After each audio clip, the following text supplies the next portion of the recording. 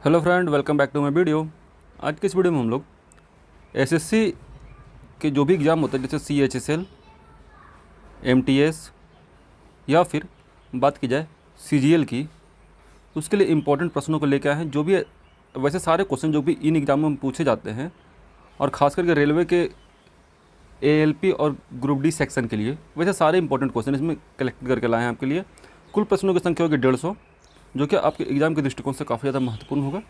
उम्मीद करेंगे आपको सारे प्रश्न अच्छे लगेंगे। अगर आपको किसी भी प्रश्न के उत्तर में कोई भी संदेह होता है या डाउट होता है तो प्लीज़ आप कमेंट बॉक्स में मेंशन करिएगा, क्वेश्चन नंबर के साथ भी। ठीक है फ्रेंड, चलिए वीडियो को शुरू करते हैं पहले प्रश्न की ओर।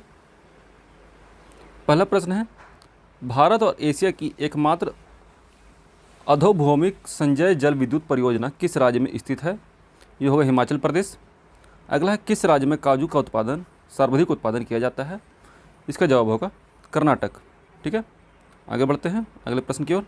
अगला है, भारतीय मानक समय किस स्थान के स्थानीय समय को दर्शाता है? तो ये दर्शाता है प्रयागराज, इलाहाबाद को। इलाहाबाद के नज़दीक एक जगह है नैनी, वहाँ से भारतीय मानक समय पास होता है। ठीक है, अगला है, कौन सा एक कृत्रिम पोताश्रय यानी पोर्ट है? ये चेन्नई। चेन्नई का पोर्ट जो है एक कृत्रिम पोर्ट है यानी कि मानव निर्मित पोर्ट है। ठीक है, आगे बढ़ते हैं। दक्षिण भारत की सर्वोच्च शिखर चोटी कौन सी है? तो यह होगी अनाईमुड़ी। हाइट की बात की जाए तो हाइट है इसका 2695 मीटर, 2695 मीटर। ठीक है, आगे बढ़ते हैं।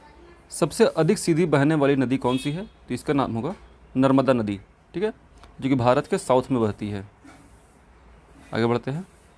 भारत में प्रवेश करने पर ब्रह्मपुत्र को अरुणाचल प्रदेश में किस नाम से जाना जाता है? तो याद रखिए, जो ब्रह्मपुत्र नदी है जब ये अरुणाचल प्रदेश में प्रवेश करती है उसे कहा जाता है दिहांग। ठीक है, अगला है, माउंट एवरेस्ट को नेपाल में क्या कहा जाता है? तो इसे कहा जाता है सागर माथा। ठीक है, इसकी एक चोटी है केटू, जो कि इंडिया में पड़ती है। ठीक है, वो इंडिया की सबसे ऊंची चोटी है और माउंट एवरेस्ट वर्ल्ड की सबसे ऊंची चोटी है। ठीक है, आगे बढ़ते हैं। अगला है, लक्षद्वीप समूह का सबसे छोटा द्वीप कौन सा है? तो ये होगा बिट्रा द्वीप। अगला है, भारत में हिमालय की सबसे ऊंची चोटी कहाँ पर है? तो यह है कंचनजंगा, सिक्किम में। ओके, आगे बढ़ते हैं। कौन सा भारतीय राज्य समुद्री उत्पादों का सबसे बड़ा निर्यातक है? तो यह होगा केरल। अगला है, नवीन जलोढ़ मृदा को अन्य किस नाम से जाना जाता है? तो इस जो नया जलोढ़ मृदा है इसे खादर कहा जाता है। क्या कहा जाता है? खादर कहा जाता है। इस चीज़ को ध्यान रखना है आपको। अक्सर पूछता है पुरानी जलोढ़ मृदा को बांगर कहा जाता है। ठीक है, ये भी चीज़ आपको ध्यान देना है, एग्जाम में अक्सर पूछा जाता है। ठीक है, आगे बढ़ते हैं। अगला है, किसे जुड़वां खनिज कहा जाता है या ट्विन मिनरल कहा जाता है? तो ये कहा जाता है सीसा और जस्ता को। सीसा को हो गया पीबी और जस्ता का आपको कमेंट बॉक्स में बताना जस्ता का सिंबल क्या होता है। ठीक है, आगे बढ़ते हैं। रबड़ किस जलवायु का पौधा है? तो ये होगा भूमध्यरेखीय पौधा है, इसलिए इसकी खेती सबसे ज़्यादा ब्राज़ील में की जाती है। ठीक है, आगे बढ़ते हैं। अगला है, सस्य गहनता क्रॉप इंटेंसिटी की दृष्टि से भारत का सबसे समृद्ध राज्य कौन सा है? तो ये होगा पंजाब। पंजाब में क्रॉप इंटेंसिटी यानी कि बहुत ज़्यादा घना टाइप से पौधों को उगाया जाता है, यानी कि जो भी फसल होती है उसको बहुत ज़्यादा घने टाइप से उगाया जाता है। ठीक है, आगे बढ़ते हैं। कौन सी मृदा भारत के सर्वाधिक क्षेत्रफल पर विस्तृत है? तो ये होगा जलोढ़ मृदा। जलोढ़ मृदा दो टाइप की होती है, एक पुरानी एक नई। ठीक है, इसी को याद रखिएगा। पुरानी को कहते हैं बांगर और नई को कहते हैं खादर। ठीक है, ये भी चीज़ को स्पेशली ध्यान रखिएगा। ठीक है, आगे बढ़ते हैं। अगला है, सन 1902 में भारत की सबसे पहली जल विद्युत परियोजना कहाँ स्थापित की गई थी? तो ये किया गया था शिव समुद्रम में। अगला है, चेन्नई के समीप कलपक्कम नामक स्थान पर किसकी स्थापना की गई है? तो यहाँ पर नाभिकीय ऊर्जा संयंत्र की स्थापना की गई है। ठीक है फ्रेंड, आगे बढ़ते हैं। अगला है, नीली क्रांति ब्लू रिवॉल्यूशन किससे संबंधित है? जो मत्स्य पालन से। वैसे ही हमारे यहाँ बहुत सारे है, आपको बताना है सफ़ेद क्रांति। ठीक है, क्या कहा जाता है? सफ़ेद क्रांति किससे संबंधित है? कमेंट बॉक्स में। ठीक है, आगे बढ़ते हैं। भारत में सर्वप्रथम कोयला उत्खनन किस स्थान पर प्रारंभ किया गया? ये किया गया था रानीगंज में, जो पड़ता है पश्चिम बंगाल के अंतर्गत। ठीक है, इसको ध्यान रखना है आपको। सॉरी, झारखंड या झारखंड में आता है ये। झारखंड और पश्चिम बंगाल में बॉर्डर पड़ता है। ठीक है, हम एग्जैक्ट श्योर नहीं किस राज्य में है। अगर आपको पता होगा तो कमेंट बॉक्स में जरूर मेंशन करिएगा। ठीक है, आगे बढ़ते हैं। बोमडिला से प्राप्त होने वाला लौह अयस्क किस बंदरगाह से निर्यात किया जाता है? तो देखिए, जो भी लौह अयस्क बोमडिला से निकलता है वो विशाखापट्टनम पोर्ट से एक्सपोर्ट किया जाता है, ठीक है, यह निर्यात किया जाता है। अगला है, पनियान तथा इरुला जनजातियाँ किस राज्य में निवास करती है? ये केरल की जनजातियाँ हैं, पनियान और इरुला। एग्जाम में इस क्वेश्चन जनजातियों से पूछा जाता है अक्सर, ठीक है। आगे बढ़ते हैं। अगला है, पूर्वी घाट एवं पश्चिमी घाट पर्वत श्रेणियों का सम्मिलन स्थल कौन सा है? तो इसका नाम होगा पालनी पहाड़ियाँ, ठीक है। देखिए, कुछ ऐसा स्ट्रक्चर होता है, पूर्वी घाट ऐसे आती है और पश्चिमी घाट ऐसा आके यहाँ जहाँ मिलती है नीचे कॉर्नर पे, इस श्रेणी का नाम होता है पालनी घाट, पालनी पहाड़ियाँ। अगला है, एन्नौर जल विद्युत परियोजना किस राज्य में स्थित है? तो एन्नौर जल विद्युत परियोजना जो है ये स्थित है तमिलनाडु में, ठीक है। एक मिनट देख लिया जाए, तमिलनाडु की राजधानी क्या होती है? चेन्नई। चेन्नई को पहले कहा जाता था मद्रास, ठीक है, इसी चीज़ को आपको ध्यान देना है, ठीक है। आगे बढ़ते हैं। कौन सा अभ्यारण्य जंगली हाथियों के लिए प्रसिद्ध है? तो ये होगा बांदीपुर अभ्यारण्य। आपको कमेंट बॉक्स में इसका स्टेट बताना है कौन सा स्टेट में बांदीपुर पड़ता है, ठीक है। आगे बढ़ते हैं। खनिज पदार्थों की दृष्टि से कौन सा भारतीय क्षेत्र अधिक समृद्ध है? तो ये होगा छोटा नागपुर का पठार। जहाँ एग्जैक्टली बात की जाए तो झारखंड और छत्तीसगढ़ के कुछ इलाके, ठीक है, ये आते हैं छोटा नागपुर के अंतर्गत। आगे बढ़ते हैं। अगला क्वेश्चन है, उदयपुर की जावर खाने किस खनिज के लिए, उत्खनन के लिए प्रसिद्ध है? तो ये होगा जिंक के लिए, जिसका फार्मूला होता है Zn या जस्ता के लिए, ठीक है। अगला है, तमिलनाडु के तटीय भागों में जाड़ों में वर्षा किससे होती है? तो ये होती है उत्तरी पूर्वी मानसून के इफेक्ट के चलते जाड़ों के मौसम में वो बारिश हो जाती है, ठीक है। आगे बढ़ते हैं। भारत में देश का पहला दिया सलाई मैच बॉक्स बनाने का कारखाना सन 1921 में किस स्थान पर स्थापित किया गया, जो आज भी सुचारू रूप से चल रहा है, ठीक है। ये आपको ध्यान देना है कि आज भी सुचारू रूप से चल रही है, मेन बात है। तो होगा अहमदाबाद, ठीक है, जो कि पड़ता है गुजरात राज्य में, ठीक है। आगे बढ़ते हैं। किस महाद्वीप में जन्म दर और तथा मृत्यु दर सबसे कम है? तो होगा यूरोप में। यूरोप में जन्म दर बहुत कम है और मृत्यु दर भी काफ़ी कम हो गया है, ठीक है। आगे बढ़ते हैं फिर नेक्स्ट क्वेश्चन की तरफ। तो नेक्स्ट क्वेश्चन है, कौन सा राज्य ग्रामीण क्षेत्रों की दृष्टि से पूर्णतः विद्युतीकृत है? तो ये होगा हरियाणा। हरियाणा में ग्रामीण क्षेत्र में भी पूर्णतः विद्युतीकरण कंप्लीट कर लिया गया है, ठीक है। आगे बढ़ते हैं। वायुमंडलीय कौन सी प्रक्रिया ठोस पदार्थों के अभाव में नहीं हो सकती है? तो ये होगा संघनन। संघनन की जो प्रक्रिया है वो ठोस पदार्थों पे ही होती है, ठीक है। आगे बढ़ते हैं।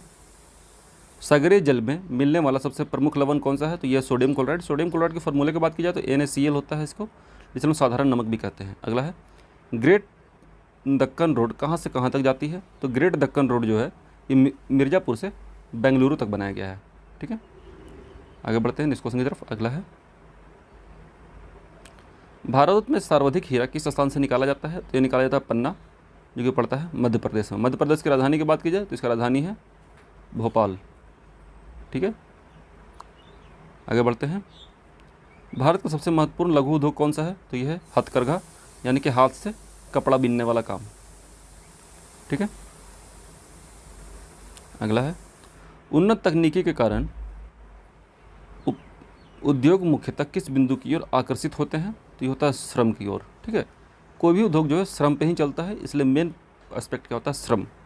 अगला है, देश के कुल उत्पादन का लगभग 86% बैराइट खनिज किस राज्य से निकाला जाता है? तो ये होगा आंध्र प्रदेश। आंध्र प्रदेश की राजधानी की बात की जाए तो इसका राजधानी है हैदराबाद, ठीक है, आपको याद रखना है। आंध्र प्रदेश की राजधानी क्या है? हैदराबाद, ठीक है। आगे बढ़ते हैं। नेक्स्ट क्वेश्चन है, नेफोमीटर से किसका मापन किया जाता है? तो ये किया जाता है बादलों की दिशा एवं गति का मापन किया जाता है नेफोमीटर से। अगला, मोह पैमाना, मोह स्केल से किसका मापन किया जाता है? तो इससे नापा जाता है चट्टानों की कठोरता को, ठीक है। अगला है, स्ट्रेटजिक खनिज किसको कहा जाता है? तो कहा जाता है परमाणु शक्ति से संबंधित खनिज, जैसे कि यूरेनियम, ठीक है। इसे भविष्य का खनिज भी कहा जाता है यूरेनियम को, ठीक है, और हाइड्रोजन को। अगला है, वन महोत्सव के जन्मदाता कौन है? तो यह KM मुंशी, ठीक है, इसे आपको याद रखना है। अगला है, इकोलॉजी शब्द सर्वप्रथम किसने प्रस्तावित किया था? तो ये प्रस्तावित किया गया है अर्नस्ट हैकेल के द्वारा। अगला है, राष्ट्रीय पर्यावरण शोध संस्थान नेशनल इन्वायरमेंट रिसर्च इंस्टीट्यूट किस स्थान पर स्थित है? तो इसका जवाब होगा नागपुर, जो कि पड़ता है महाराष्ट्र के अंतर्गत, ठीक है। महाराष्ट्र के अंतर्गत पड़ेगा नागपुर, और महाराष्ट्र की कैपिटल क्या है? मुंबई। ठीक है, इसी को आपको ध्यान देना है। आगे बढ़ते हैं। भारत की पहली लहर ऊर्जा परियोजना वेव एनर्जी प्रोजेक्ट किस स्थान पर स्थापित की गई है? तो इसको स्थापित किया गया है विझिंजाम में। ठीक है। अगला है, भारतीय वन सर्वेक्षण विभाग फॉरेस्ट्री सर्वे ऑफ इंडिया का कहाँ स्थित है? का मुख्यालय होगा, मुख्यालय कहाँ स्थित है? तो ये होगा देहरादून में। देहरादून पड़ता है उत्तराखंड में। ठीक है, यूके, उत्तराखंड। ठीक है, आगे बढ़ते हैं। भारत में मृदा अपरदन का सबसे प्रमुख कारण कौन सा है? तो ये होगा वनों की बड़ी मात्रा में विदोहन, यानी कि वनों की बड़ी मात्रा में कटाई। ठीक है, यही मृदा अपरदन का सबसे बड़ा कारण है।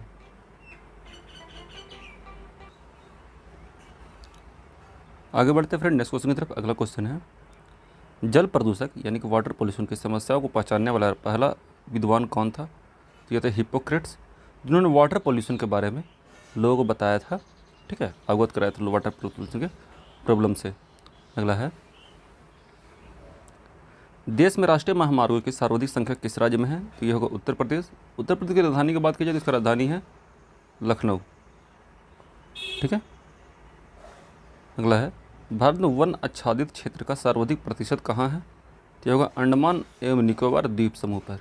ठीक है, आप याद रखिएगा, वन आच्छादित क्षेत्र का सर्वाधिक प्रतिशत की बात की जा रही है। ठीक है, आगे बढ़ते हैं नेक्स्ट क्वेश्चन की तरफ। अगला है, विश्व वन दिवस वर्ल्ड फॉरेस्ट डे कब मनाया जाता है? ये मनाया जाता है 7 दिसंबर को, याद रखना आपको। अगला, देश में सड़कों का घनत्व सबसे अधिक किस राज्य में है? तो ये होगा केरल। ठीक है, आगे बढ़ते हैं। अगला है, भारत में दक्षिण पश्चिम मानसून का समय सामान्यतः कब से कब तक होता है? तो ये होता है जून से सितंबर तक। अगला है, हरित क्रांति का जन्मदाता किसे माना जाता है? तो याद रखिएगा, नॉर्मन ई बोरलॉग को कहा जाता है। याद रखिएगा, ये वर्ल्ड के हैं, वर्ल्ड में पहली बार इन्होंने हरित क्रांति की खोज की, या कह लीजिए कि हरित क्रांति को शुरुआत किया था। ठीक है, अगला है, विश्व के किस देश में पशुओं की सर्वाधिक संख्या पाई जाती है? तो ये पाई जाती है भारत में। ठीक है, अगला है, वे उद्योग जो स्थानीय कच्चे मालों का उपयोग करते हैं क्या कहलाते हैं? ये कहलाते हैं कुटीर उद्योग। ठीक है, कुटीर उद्योग यानी कि छोटे उद्योग जो कि लोकल सामान खरीदते हैं और बनाते हैं। ठीक है, अगला है, लोकटक शक्ति परियोजना किस राज्य में स्थित है? तो ये स्थित है मणिपुर में, लोकटक झील है। ठीक है, लोकटक झील के ऊपर स्थित है लोकटक शक्ति परियोजना। ठीक है, याद रखिएगा, इस लोकटक झील नाम है इसका। अगला है, हीराकुंड बांध किस नदी पर बनाया गया है? तो ये बनाया गया है महानदी पर। ठीक है, अगला है, निम्नलिखित में से कौन सा एकीकृत iron installation steel authority of India SAIL, ठीक है, के प्रबंधन के अंतर्गत नहीं आता है? तो यह है जमशेदपुर। ठीक है, जमशेदपुर जो है वो सेल जो कि आयरन एकीकृत iron installation steel authority of India limited के अंतर्गत नहीं आता है जमशेदपुर। अगला है, रावी नदी पर बना उच्चतम बहुउद्देशीय बांध कौन सा है? तो यह है रंजीत सागर बांध। ठीक है, आगे बढ़ते हैं। तापीय विद्युत परियोजनाओं के संबंध में निम्नलिखित में से कौन सा सही ढंग से मेल खाता है? तो यह कवास के साथ गुजरात, इसको में कुछ था नीचे मिलाने वाला, वो एक्चुअली आ नहीं पाया इसमें। अगला है, पूर्वी भारत के सुंदरवन किसका उदाहरण है? तो ये उदाहरण है मैंग्रोव इकोसिस्टम का। ठीक है, सुंदरवन में मैंग्रोव पेड़ काफ़ी मात्रा में पाए जाते हैं। ठीक है, आगे बढ़ते हैं। अगला है, निम्नलिखित में से कौन सी नदी का उद्गम भारत में नहीं होगा? तो यह ब्रह्मपुत्र। ब्रह्मपुत्र का उद्गम स्थान कहाँ है? तिब्बत। ठीक है, चाइना ऑक्यूपाइड तिब्बत में पड़ता है ब्रह्मपुत्र। अगला है, तराइन की पहली लड़ाई 1191 ईस्वी में किसके बीच हुई थी? तो यह तो मोहम्मद गौरी और पृथ्वीराज चौहान के बीच में। ठीक है, आगे बढ़ते हैं। रज़िया सुल्तान किसकी बेटी थी? तो ये थी इल्तुतमिश की बेटी। अगला है, मोहम्मद गौरी का भारत में अंतिम आक्रमण किसके विरुद्ध था? तो यह था पंजाब में कोखर जातियों के विरुद्ध। ठीक है, मोहम्मद गौरी का अंतिम आक्रमण था। ठीक है, अगला है, महात्मा गांधी के राजनीतिक गुरु कौन थे? तो ये थे गोपाल कृष्ण गोखले। अगला है, सारे जहाँ से अच्छा हिंदुस्तान हमारा नारा किसने दिया था? तो यह दिया गया था अलामा इनकलाब के द्वारा। ठीक है, आगे बढ़ते हैं। महात्मा गांधी ने किस कानून को काला कानून कहा था? ये कहा गया था रॉयल एक्ट को, जो कि पारित किया गया था 1919 में। ठीक है, इसी के विरुद्ध में हुआ था जलियांवाला बाग कांड। आपको याद होना चाहिए 13 अप्रैल 1919 को जलियांवाला बाग हत्याकांड जो हुआ था वो इसी रॉलेट एक्ट के विरुद्ध में था। ठीक है, अगला है स्वराज पार्टी की स्थापना किस वर्ष की गई थी? तो ये किए थे 1923 में, 1923 ईस्वी में। आगे बढ़ते हैं। मुस्लिम लीग द्वारा पाकिस्तान की मांग कब की गई थी? तो इसकी मांग की गई थी 23 मार्च 1940 ईस्वी में मोहम्मद अली जिन्ना के द्वारा। ठीक है, अगला है चार मीनार का निर्माण किसने कराया था? तो ये कराया था कुली कुतुब शाह ने।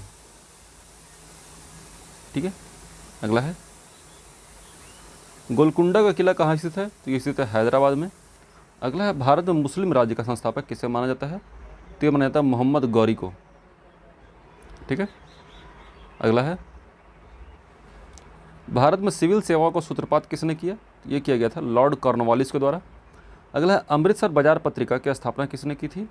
तो इसकी स्थापना की थी शिशिर घोष और मोतीलाल घोष ने, दोनों ने मिलकर स्थापना की थी इसकी। अगला है अमेरिका में फ्री हिंदुस्तान अखबार किसने शुरू किया था? तो ये किया गया था तारक नाथ दास के द्वारा। अगला है लाख बख्श खान के नाम से किसे जाना जाने वाला शासक कौन था? तो ये थे कुतुबुद्दीन ऐबक। ठीक है, आगे बढ़ते हैं।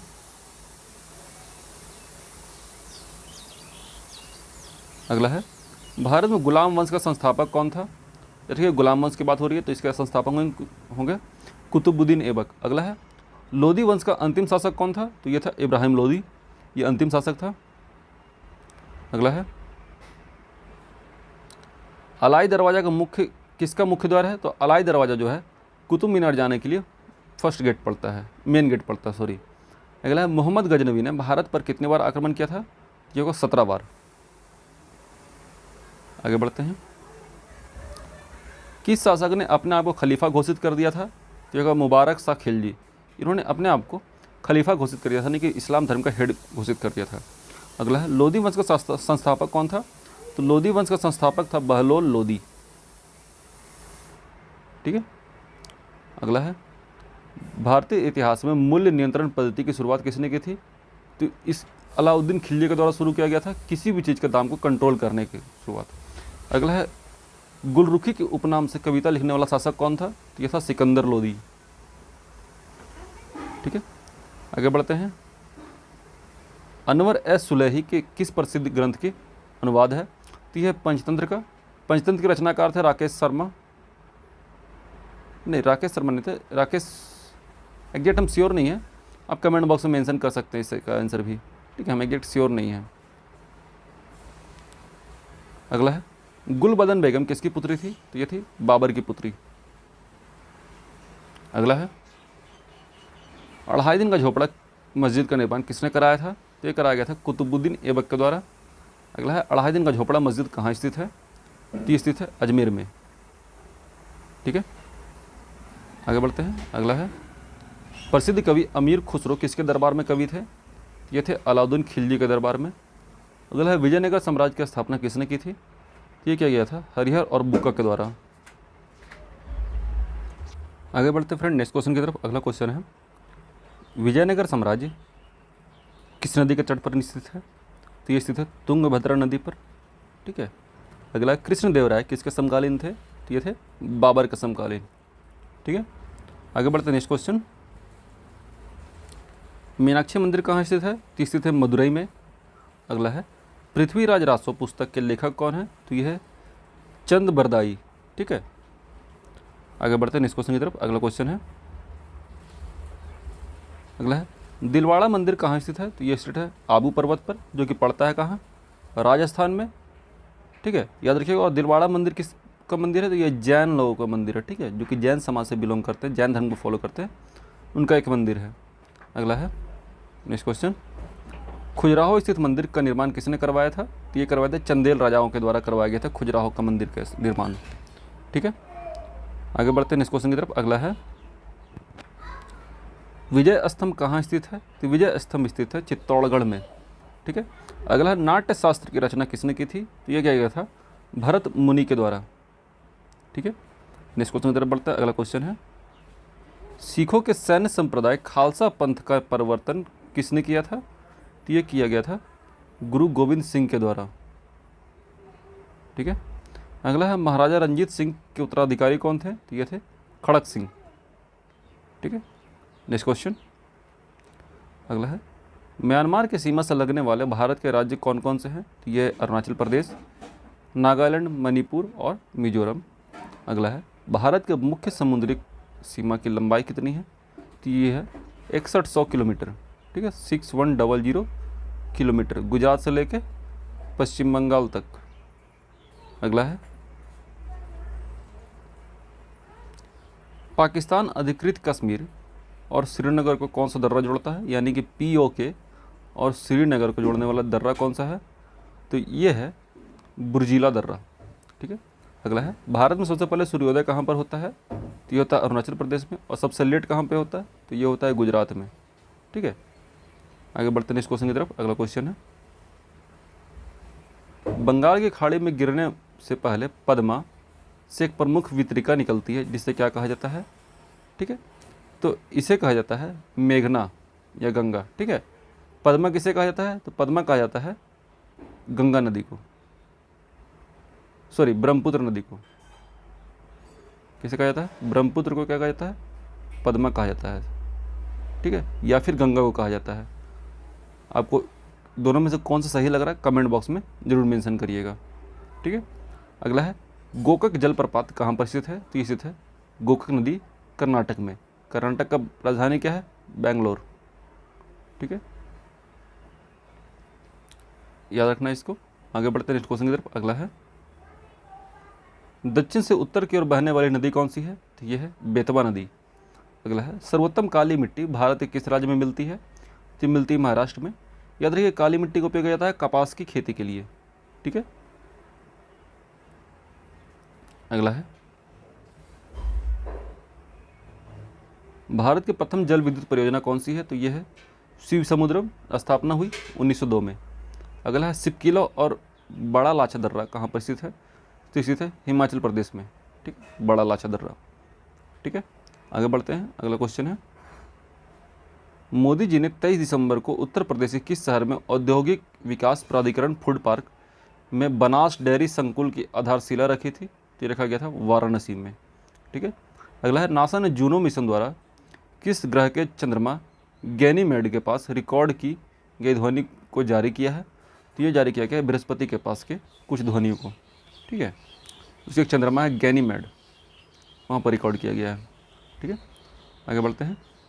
भारत सरकार और जर्मनी विकास बैंक ने किस मेट्रो रेल परियोजना के लिए 442.26 मिलियन यूरोस के ऋण पर हस्ताक्षर किए हैं? ये किया गया है सूरत मेट्रो रेल परियोजना, जो कि कहाँ पड़ता है? जो कि पड़ता है गुजरात में। ठीक है। आगे बढ़ते हैं। किस महिला खिलाड़ी को 5 अन्य लोगों के साथ बैडमिंटन वर्ल्ड फेडरेशन एथलीट आयोग के सदस्य के रूप में नियुक्त किया गया है? तो ये किया गया है PV सिद्धू को।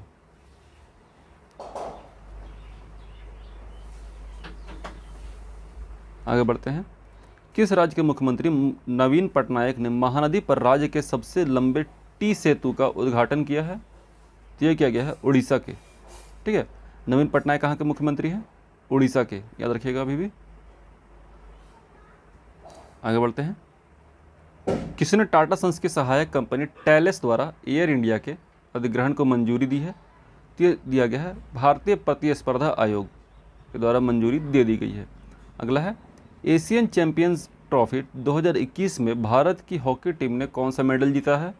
तो एशियन चैंपियंस ट्रॉफी में भारत की हॉकी टीम ने ब्रॉन्ज मेडल जीता था। ठीक है। नेक्स्ट क्वेश्चन की तरफ बढ़ते हैं। अगला क्वेश्चन है किस देश ने सिनेमैटिक रिलीज में सेंसरशिप को समाप्त करने की घोषणा की है? तो जो सिनेमैटिक रिलीज होता है उसमें सेंसरशिप को समाप्त करने की घोषणा किया गया है UAE के द्वारा, यूनाइटेड अरब अमीरात के द्वारा। ठीक है। जैसा कैपिटल क्या पड़ता है? Abu Dhabi. इसी को आपको ध्यान देना है। कैपिटल जो है बहुत बार पूछ दिया जाता है, अबू धाबी पड़ता है। ठीक है। और इसका सबसे बड़ा शहर है दुबई। दुबई कैपिटल नहीं, बहुत बार कन्फ्यूजन ऐसा होता है कि लगता है UAE की कैपिटल क्या है? दुबई, पर दुबई शहर है सबसे बड़ा। कैपिटल क्या है? Abu Dhabi. यह है एक सिटी पड़ता है। ठीक है। आगे बढ़ते हैं। किस देश में स्वदेशी रूप से विकसित बाबर क्रूज मिसाइल 1B के उन्नत रेंज संस्करण का सफलतापूर्वक परीक्षण किया गया? तो ये किया गया है पाकिस्तान में। ठीक है। आगे बढ़ते हैं। अगला है ब्रह्मोस एरोस्पेस लिमिटेड के नए मुख्य कार्यकारी अधिकारी और प्रबंध निदेशक के रूप में किसे नियुक्त किया गया है? तो यह अतुल दिनकर राणे ब्रह्म एरोस्पेस लिमिटेड के मुख्य कार्यकारी अधिकारी यानी कि सीईओ और एमडी, ठीक है, मैनेजिंग डायरेक्टर के रूप में अतुल दिनकर राणे को नियुक्त किया गया है। अगला है ट्रू कॉलर के द्वारा जारी अंतर्दृष्टि के अनुसार 2021 में स्पैम कॉल से भारत का कौन सा सबसे अधिक प्रभावित देश रहा? तो ये रहा चौथा सबसे अधिक प्रभावित देश है जहाँ पर स्पैम कॉल सबसे ज़्यादा किए गए हैं। ठीक है, ये आंकड़े हैं 2021 के, याद रखिएगा इस चीज़ को। ठीक है, आगे बढ़ते हैं, इस क्वेश्चन को छोड़ देते हैं, क्या है कि ये 2021 का है, कुछ इंपॉर्टेंट नहीं, फिर भी पढ़ लेते हैं इसको एक बार। किस मंत्रालय के तहत भारतीय इस्पात प्राधिकरण लिमिटेड को गोल्डन पीकॉक पर्यावरण प्रबंधन पुरस्कार 2021 से सम्मानित किया गया है? तो किया गया है इस्पात मंत्रालय को। अगला है एलेक्जेंडर वान डेर बेलेन ने कार्ल नेहमर को किस देश के नए चांसलर के रूप में शपथ दिलाई है? तो दिलाया गया है ऑस्ट्रेलिया के नए चांसलर के रूप में। ठीक है, आगे बढ़ते हैं। अगला है किस पॉलिटिकल पार्टी के नेता और पूर्व केंद्रीय RL जलप्पा का निधन हुआ है? तो ये हुआ है कांग्रेस के नेता हैं। ठीक है, अगला है किस महिला टेनिस खिलाड़ी ने BBC को sport personality of the year 2021 जीता है? तो BBC की sport personality of the year 2021 का खिताब जो था वो जीते थे एम्मा रादुकानु के द्वारा। ठीक है, आगे बढ़ते हैं। भारतीय विकेटकीपर बल्लेबाज ऋषभ पंत को किस राज्य ने ब्रांड एम्बेसडर नियुक्त किया है? तो ये क्या है? उत्तराखंड ने। अगला 22 दिसंबर को पूरे भारत में कौन सा दिवस मनाया जाता है? तो ये मनाया जाता है राष्ट्रीय गणित दिवस। ठीक है, आर्यभट्ट के जन्म दिवस के तौर पे। ठीक है, आगे बढ़ते हैं। अगला है भारतीय शटलर किदांबी श्रीकांत BWF विश्व चैंपियनशिप में कौन सा मेडल जीतने वाले पहले भारतीय खिलाड़ी बने हैं? तो ये होगा सिल्वर मेडल। ठीक है, badminton world federation full form होगा इसका। अगला है वरिष्ठ राजनयिक प्रदीप कुमार रावत को किस देश में भारत का अगला राजदूत नियुक्त किया गया है? तो ये क्या गया है? चीन में। किसी की नियुक्त किया गया है? प्रदीप कुमार रावत को, वरिष्ठ डिप्लोमेट के तौर पे। ठीक है, सीनियर डिप्लोमेट के तौर पे। अगला है फ्लैग ऑफिसर कमांडिंग कर्नाटक नौसेना क्षेत्र FOK का पद किसने ग्रहण किया है? तो ये किया गया है अतुल आनंद के द्वारा। अगला है सरदार सरोवर बांध नदी पर बनाया जा रहा है, किस नदी पर बनाया जा रहा है? तो ये नर्मदा नदी पर बनाया जाने वाला बांध है सरदार सरोवर बांध। अगला क्वेश्चन है लोहा और इस्पात उद्योग निम्नलिखित में से किस स्थान पर जर्मन तकनीकी सहयोग से विकसित किया गया था? तो ये किया गया है राउरकेला में। ठीक है, अगला निम्नलिखित में से कौन सी नहर पश्चिम बंगाल में स्थित है? तो यह है ईडन नहर। ठीक है, आगे बढ़ते हैं। निम्नलिखित में से कौन सा उप क्षेत्र तेलंगाना पठार का हिस्सा नहीं है? तो यह होगा अरावली। अरावली जो है तेलंगाना में नहीं स्थित है, ये ज़्यादातर स्थित है दिल्ली साइड में, राजस्थान से दिल्ली की ओर। अगला है निम्नलिखित में से कौन सा शिपयार्ड भारतीय नौसेना के लिए युद्धपोत बनाता है? तो ये बनाता है गार्डन रिच वर्कशॉप कोलकाता, ये इंडियन नेवी के लिए युद्धपोत बनाता है। ठीक है, आगे बढ़ते हैं। अगला क्वेश्चन है टिहरी बांध निम्न में से किस नदी से पानी प्राप्त करता है? तो ये प्राप्त करता है भागीरथी नदी में, जो आगे जाके क्या बन जाती है? गंगा। ठीक है, अगला है गंगा नहर किस राज्य में स्थित है? तो स्थित है राजस्थान में। ठीक है, आगे बढ़ते हैं नेक्स्ट क्वेश्चन की तरफ। अगला है 1960 के जल संधि सिंधु जल संधि के अनुसार भारत और पाकिस्तान को क्रमशः कौन सी नदियाँ दी गई है? तो भारत को दी गई है सतलज, ब्यास और चिनाब। पाकिस्तान को दी गई झेलम, रावी और सिंधु। ठीक है, ये 3 नदियाँ पाकिस्तान के हाथ में आती है, ये आती है भारत के हाथ में। ठीक है, अगला है कौन सा दुनिया में सबसे अधिक गुरुत्वाकर्षण बांध है? तो यह है भाखड़ा बांध। ठीक है, आगे बढ़ते हैं इस क्वेश्चन की तरफ। अगला है भारत की सबसे लंबी सिंचाई नहर किसे कहा जाता है? ये कहा जाता है इंदिरा गांधी नहर को। अगला है भारत की प्रथम महिला राजदूत कौन सी थी? तो ये थी विजय लक्ष्मी पंडित। ठीक है, आगे बढ़ते हैं। भारत के प्रथम परमाणु रिएक्टर का नाम क्या है? तो यह है अप्सरा। अगला है भारत के प्रथम महिला पायलट कौन थी? तो ये थी प्रेम माथुर। अभी हाल में ही प्रथम महिला फाइटर जेट उड़ाने वाली कोई पायलट बनी है, उनका नाम आपको फाइटर जेट उड़ाने वाली एक पायलट बनी है, उनका नाम आपको कमेंट बॉक्स में बताना है, ठीक है। आगे बढ़ते हैं। अगला है भारत के प्रथम महिला लोकसभा अध्यक्ष, तो ये है मीरा कुमार, ठीक है। अगला है भारत के प्रथम साम्यवादी लोकसभा अध्यक्ष कौन थे, तो ये थे सोमनाथ चटर्जी, ठीक है। आगे बढ़ते हैं नेक्स्ट क्वेश्चन की तरफ। अगला है भारत के पहले मुख्य चुनाव आयुक्त कौन थे, तो ये थे सुकुमार सेन। अगला है भारत के प्रथम पहले गृह मंत्री कौन थे, तो ये थे सरदार वल्लभ भाई पटेल, जिन्हें हम लोग क्या कहते थे, लौह पुरुष, ठीक है। ठीक है फ्रेंड, तो आज के वीडियो में हम लोगों ने कुल 150 प्रश्नों किए हैं, जो कि आपके एग्जाम में आने वाले काफ़ी ज़्यादा इंपॉर्टेंट प्रश्न हैं। ये अक्सर एग्जाम में, जैसे कि जो भी एग्जाम है एसएससी के, कोई भी एग्जाम हो जाए एसएससी के, जैसे कि सीजीएल हो गया, सीएचएसएल हो गया, ये एमटीएस हो गया, इसके लिए काफ़ी ज़्यादा इंपॉर्टेंट है। रेलवे की बात की जाए तो एएलपी या फिर group D, group C, NTPC, ये सब के लिए काफ़ी ज़्यादा इंपॉर्टेंट प्रश्न है और इनसे आपके एग्जाम में क्वेश्चन पूछने के चांसेस काफ़ी ज़्यादा होता है, ठीक है। तो आपको एक बार ध्यान देना है, सारे प्रश्नों को याद करना है। अगर कहीं पर भी डाउट हो तो वो प्लीज़ क्वेश्चन नंबर के साथ मेंशन करिएगा आंसर, ठीक है। मैं कोशिश करूँगा कि सुधारने का, ठीक है फ्रेंड। मिलते हैं नेक्स्ट वीडियो में, तो तब तक के लिए जय हिंद जय भारत। अगर वीडियो अच्छा लगा तो प्लीज़ वीडियो को लाइक करके चैनल को सब्सक्राइब और शेयर जरूर करिएगा। मिलते हैं नेक्स्ट वीडियो में, तब तक के लिए जय हिंद जय Bharat and finally thanks for watching.